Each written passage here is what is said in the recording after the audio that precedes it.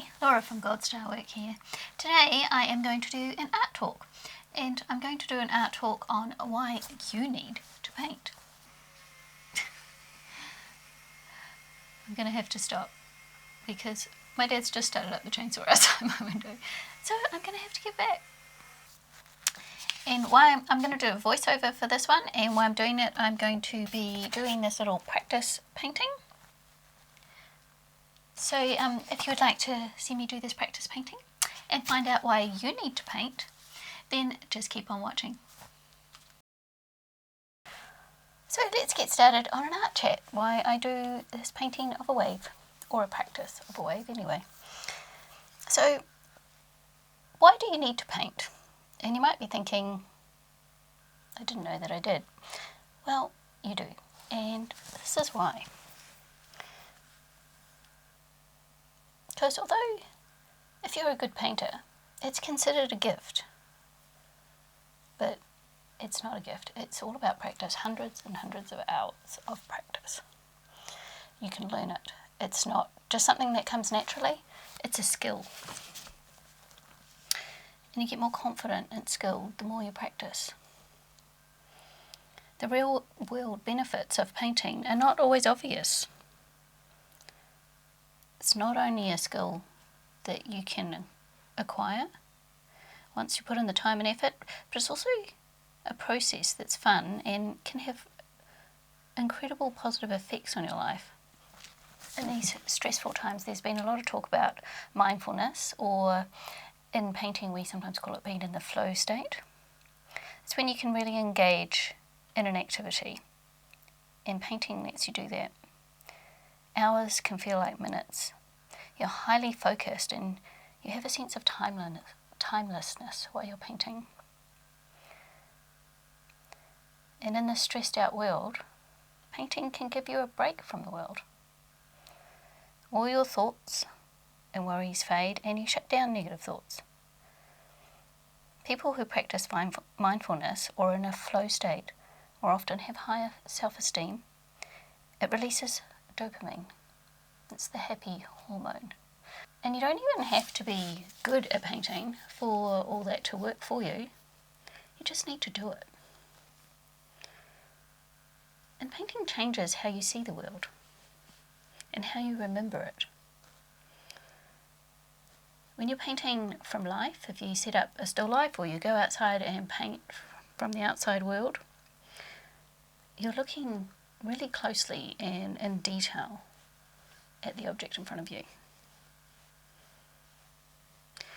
And when we do that, it's like the brain taking a photo of what you're looking at, but in way more detail than a photo could ever be, and with it all the feelings and thoughts that you were having as you were looking at it and painting it and noticing all the little details. And that helps you remember things. And the more you practice remembering, the better your memory gets.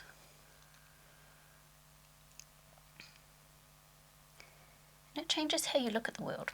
I know when I'm in the painting zone, when I've been painting a lot, when I take the dog for a walk, I suddenly see things that I've never noticed before, or things that I don't even see the beauty in normally.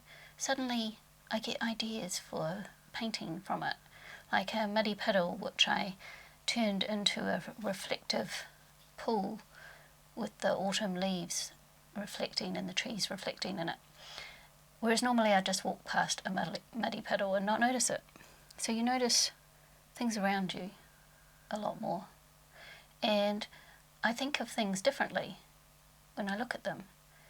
And when I walk out in nature,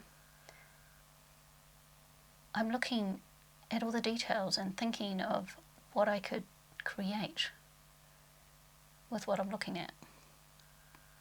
And painting teaches us learning and persistence.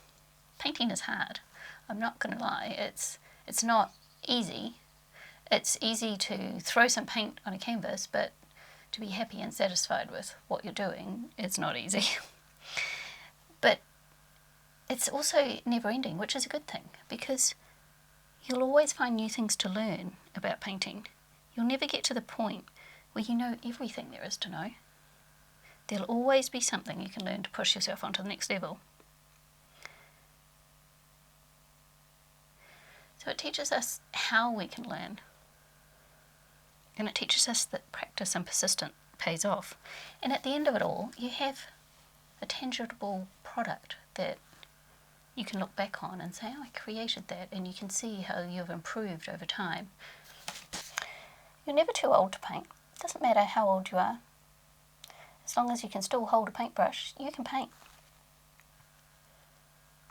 It doesn't take a lot of room, and you'll never be bored again, because you see the world differently, you're learning things all the time, and you can always paint. You don't need the internet. You don't need to look at a screen. You don't need other people to keep you company. You can do it on your own, or you can do it with other people if you wish. There's plenty of clubs and things you could join to do with painting, but you'll never be bored. It teaches us problem-solving skills. Everyone needs to learn problem-solving skills. And a lot of adults never really learn problem-solving skills. It can be a huge benefit in your life if, when you come upon problems, you can sit down and figure out how to solve them without giving up. So painting helps you think through problems, using the knowledge from previous artworks to solve problems in current works. And that skill will translate into other areas of your life. Painting helps us be more creative and productive. And it's about the process, not the end product. It's always nice to have a nice end product, but it's more about the process. And that's something I learned when training to be a kindergarten teacher. And I was always having to tell parents about their children's artwork that it's not the end product, it's what they learnt along the way doing that painting. So it's about personal growth. Learning to paint will teach you all kinds of things. How to learn, how to solve problems, how to think outside the box, and how to be effective and productive. Ultimately, it's not just about painting. It's about how it will change you and the things you will learn along the way. Have I convinced you yet to go and give painting a try? So here is how this painting has turned out. And as I said at the beginning, this is actually a practice piece that I've been doing. So I did a little coloured pencil one, which I did in a portrait style, and then I decided that I wanted to try it out as a more landscape style because I wanted more emphasis on the wave part, and I wanted to practice doing my wave because it's been a while since I've painted a wave. And it's not the best wave that I've ever done, but it is a practice piece, and it fits in with what I was talking about, that practice, problem solving, and persistence. So if I make a final piece of this picture, I have done a few practices and worked out a few of the kinks that I needed to work out.